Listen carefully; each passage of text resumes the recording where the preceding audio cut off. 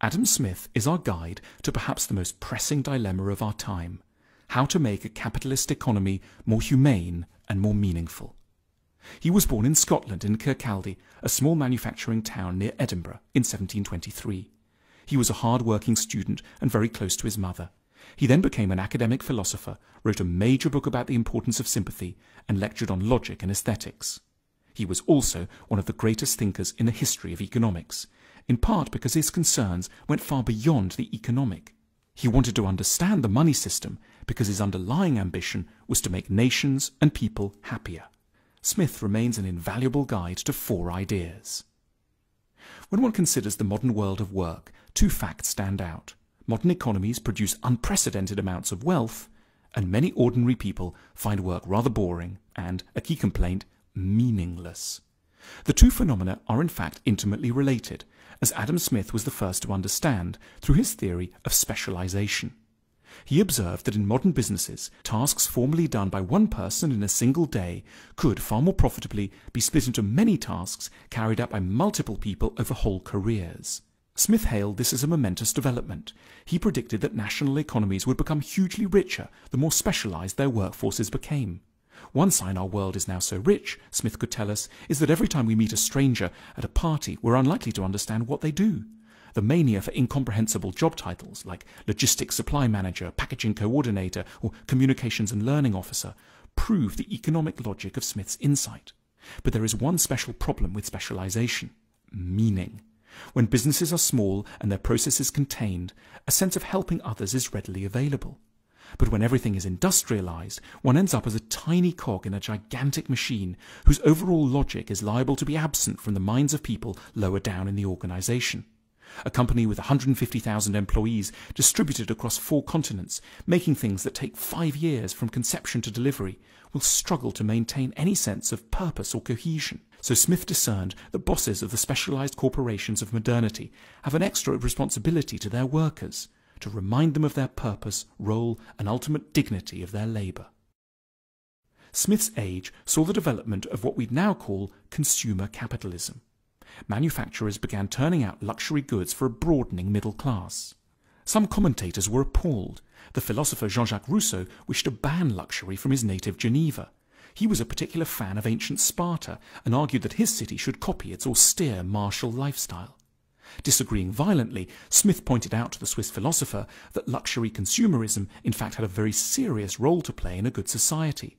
It generated the surplus wealth that allowed societies to look after their weakest members. Consumer societies, despite their frivolity, didn't let young children and the old starve, for they could afford hospitals and poor relief. So Smith defended consumer capitalism on the basis that it did more good for the poor than societies devoted to high ideals. That said, Smith held out some fascinating hopes for the future of capitalism.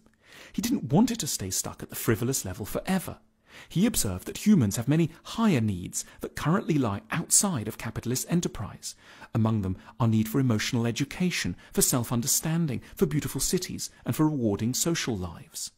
The hope for the future is that we'll learn to generate sizable profits from helping people in truly important, ambitious ways. Properly developed, capitalism shouldn't just service our basic material needs while exciting us to buy frivolous things. It should make money from goods and services that deliver true fulfillment. Then, as now, the great question was how to get the rich to behave well towards the rest of society. The Christian answer to this was, make them feel guilty. Meanwhile, the radical left-wing answer was, then and now, raise taxes. But Smith disagreed with both approaches. The hearts of the rich were likely to remain cold, and high taxes would simply lead the rich to flee the country. He proposed that, contrary to what one might expect, it isn't money that the rich really care about. It's honour and respect. The rich accumulate money not because they're materially greedy, but primarily in order to be liked and approved of. So rather than taxing the rich, governments should understand the vanity at the heart of the rich and their motivations. They should therefore give the rich plenty of honours and status in return for doing all the good things that these narcissists wouldn't normally bother with, like funding schools and hospitals and paying their workers well. As Smith put it, the great secret of education is to direct vanity to proper objects. Big corporations feel very evil to us now, the natural targets of blame for low-paying jobs, environmental abuse and sickening ingredients.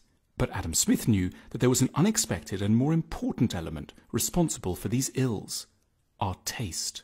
It's not companies that primarily degrade the world, it's our appetites, which they merely serve. As a result, the reform of capitalism hinges on an odd-sounding but critical task: the education of the consumer. We need to be taught to want better quality things and pay a proper price for them, one that reflects the true burden on workers and the environment.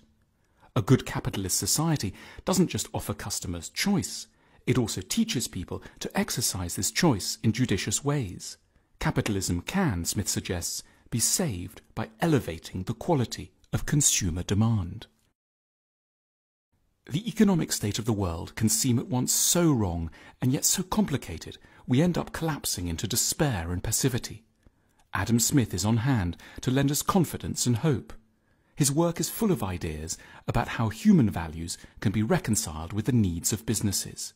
He deserves our ongoing attention because he was interested in an issue that has become a leading priority of our own times: how to create an economy that is at once profitable and civilized.